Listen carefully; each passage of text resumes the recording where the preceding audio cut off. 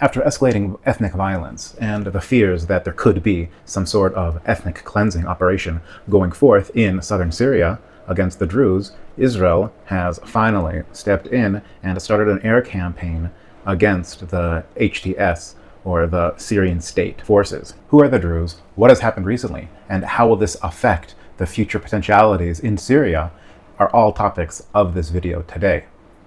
Welcome to Causality, where we look at the reasons behind the events of today. My name is Shalom Bar Aretz. I am a major in the reserves of the IDF. I have degrees in international relations, political science, sociology, and on this topic, I have spent years keeping a close eye on Syria and the Druze population. So join me as we break down this situation and look at it from a couple of different angles. First off, a word about Syria. Syria includes within it a wide array of different sects. Now, these are both on ethnic and religious lines, sometimes both. As a rule of thumb, most of these differences, the core is on religious lines, with notable exceptions being the Kurds, which is an ethnic minority, but shares, for the most part, the Sunni religion. But you have Alawites, which are a different religion. Some would place them in Shia Islam, but that's really for political purposes. They are really a religion by itself. And then you have Christian populations of a variety of different denominations, as well as the Druze, which will be the topic of this video. And sprinkled within there, you have Turkmen, you have Cherkessis, you really have a milieu of different groups. And within these different groups, you have subgroups, such as the Bedouins, right? The Bedouins are Arab, they are Sunni, but they very much have their own cultural identity, and it plays into the current events. So let's get into who are the Druze. First, as a disclaimer, the term Druze originally was a derogatory term for them. Since then, in modern times, they have been more willing to be referred to as the Druze, simply because that is what people know them as, but they would prefer to be called the monotheist, right? Because they view their religion as like monotheism, and that's their term for themselves. But for this video, I will keep using the word Druze because that's what people know them by. It's a closed religion where you can't convert to it and you can't convert from it. Now, the Druze population today, in the Middle East at least, is separated mainly into three different countries. You have in Syria, the largest population of Druze. You have in Lebanon, who has the largest percentage of a country's population. They're still a minority, but they have a sizable percentage in Lebanon. And then you have in Israel, where you also have a sizable Druze population. And in Israel, you can further split it down, where you have the Druze who live in the Galil, who were part of Israel from 48, and then you have the Druze of the Golan Heights, which only became part of Israel after 67. And one of the more interesting or relevant aspects of the Druze is their view on politics. They have historically had a policy of loyalty to the state which they are in, where they work within the structure of the state, to have their own respect for their own identity, their own culture, but to not be separatist and not try to form and not try to go against the state. And that manifests itself in different ways, such as in Israel in the Golan population, where there was always a question of is it part of Israel or will it be going back to Syria? It put them in a tough situation where they were kind of like on the fence for a while. In recent years, there has been much more of a movement to integrate into Israeli society in a similar way to the Druze who already live in Israel. In Lebanon, because they are such a sizable portion of the whole populace, they are main actors in the Lebanese politics. So you have Druze politicians who are very powerful. You have dynamics within the Druze politics, internal politics with different factions. In Syria, the Druze are mainly located in the southern part, and there is the province of Suwaida, which they are the majority. Besides for that area, and also a small area which borders the northern Golan, where you have the village of Khadir and a few others, they are more in the minority. There's also a couple of neighborhoods of Damascus which have Druze population, but really it's concentrated in the south. So with the Druze population in the south, in Suwaida, they have a lot of political autonomy. Southern Syria as a whole has had more political autonomy through the different time periods than many other places. There's a region called the Huran, right? And this also includes Suwaida and also includes the province of Dara and Quneitra. And this region has been more typified by tribal alliances and tribal politics. Even into the modern era, the power of the central state has always been a little bit limited in the south. Okay, so that's just this brief overview, and we can talk about recent events.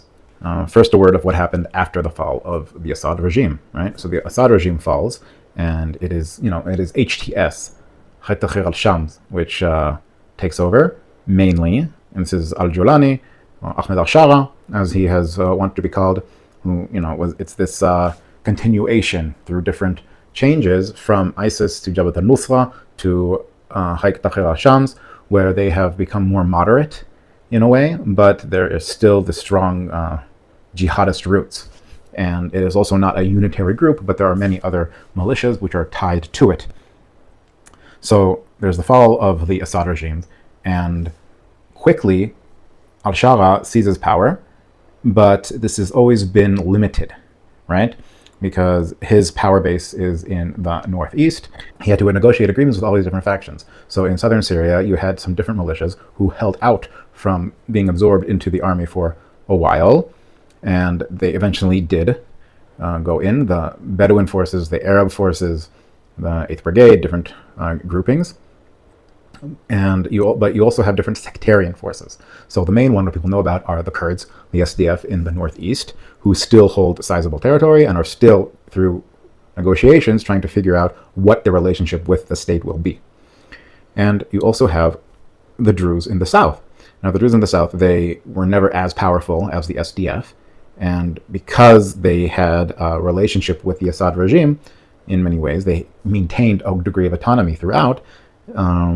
They were not as militarized throughout the civil war as many other places. It is easy to say that al-Shara is no longer a jihadist, and he wears a suit and he looks all nice and fancy, but his jihadist roots are there. And it is always an open question of if he, either himself or anyone who would replace him, or groups under his command but not under his control, would by themselves attack different sects of Syria. Because, as I said, Syria is home to a milieu of different ethnic groups and religions.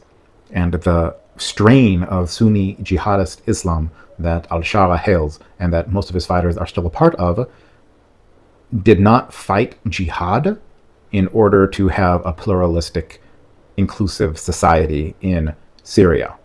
So even though Shara has said that he wants this more inclusive Syria, it is always a question, and it will remain a question, of if he's actually pushing towards that, or if it's just a means to an end where he can fully make a Sunni jihadist state. And in the Middle East, where oftentimes you have to look at actions rather than just words, the actions of the al-Shara regime have not lent itself to optimism on the part of the minority groups, especially the minority religious groups. You had massacres on the coast where it is the Alawite stronghold, and there was always a question of if they would go into Suwaida. There was previous violence between the Druze and militants associated with the al-Shara regime. The new regime has been pushing towards a demilitarization of all of Syria besides for its own military. And this has been successful in many places, save for the Kurds and the Druze, and also the Turkish-backed groups, which haven't demilitarized as well. But since they're on the same side as HDS, it's a little more nuanced of a situation. But both the Druze and the Kurds have been pushing towards a more autonomy within the future state, or at least some way to influence the state. Now, what the new regime has done, it has basically cut off everyone who isn't Sunni Arab from the levers of the state. Or actually, that's not quite true, because foreign fighters, which HDS brought in, who are jihadists, are included in the state more than the ethnic minorities who are native to Syria in many ways. Or at least that's the feeling. And most of the government is filled with former people from HDS, and there is an inclusivity. Even they drafted a constitution, and they didn't even invite the Kurds or the Druze to be part of the writing of that constitution. And so al-Shara is really pushing towards this unitary state, but at the same time, it is not being inclusive with the minorities.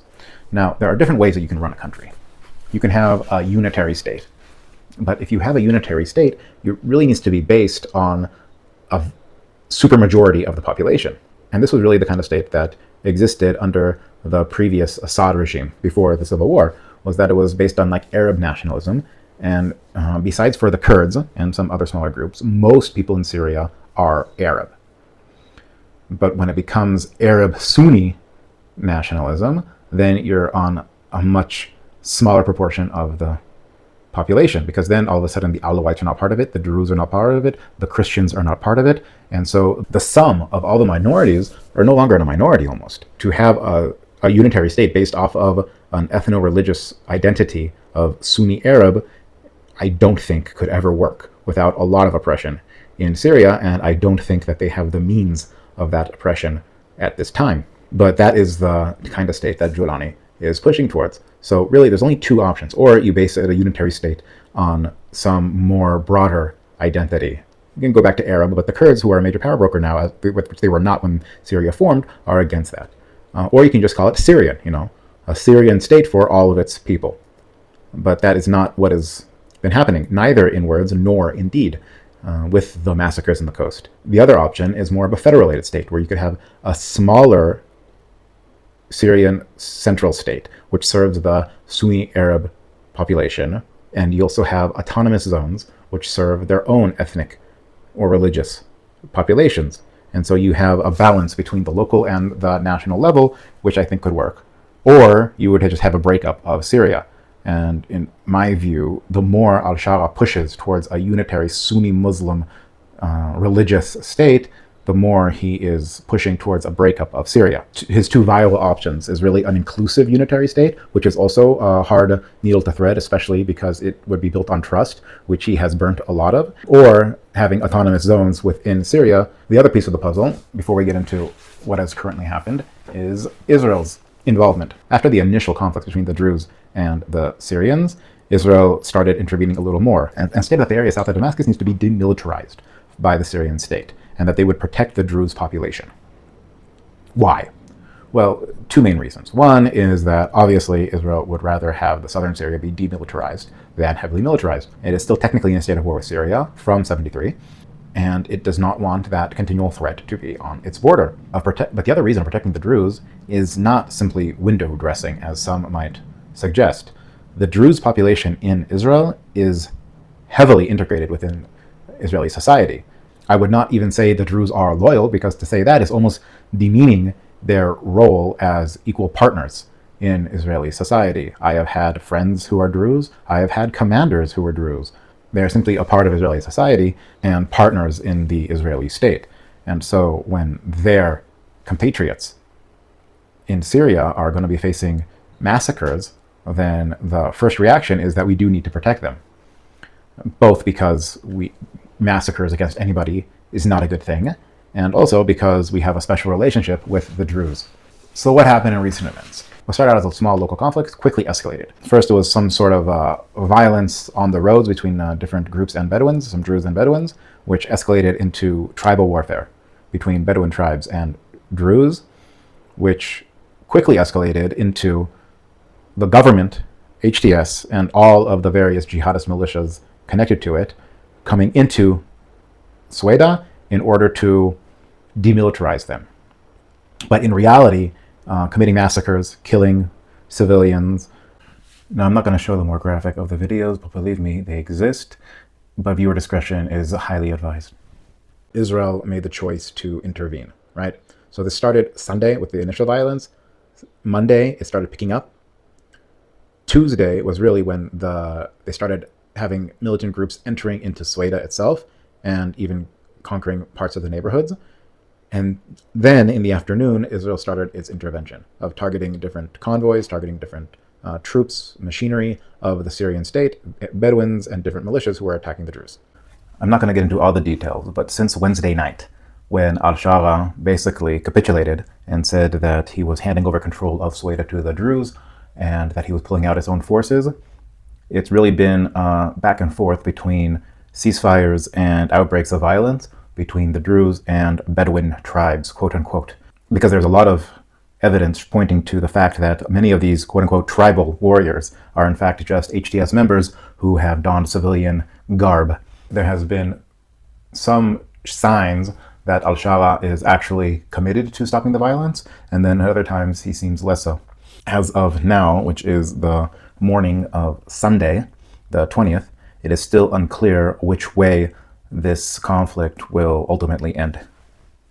But as it stands, the Druze have made a very important step towards self-rule even though it is still quite fragile of a situation. So what effect will this have on Syria going forward? I think a good way of viewing Syria is that there are 3 points to a triangle. One point is a unitary state, one point is a decentralized federal state with large autonomous areas, and the other point would be fragmentation.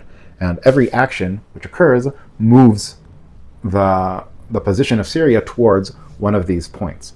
I don't think that enough has happened to say what would be the final outcome, but I definitely think that these recent events in southern Syria has definitely moved the needle towards either a federated state or fragmentation. Thank you for watching. I hope this video has been of use. If there's any questions, leave it in the comments. If I get enough questions, I might make another video answering them. My information and contact details can be seen through the link below. Thank you for watching. Leave a like, subscribe, and until next time.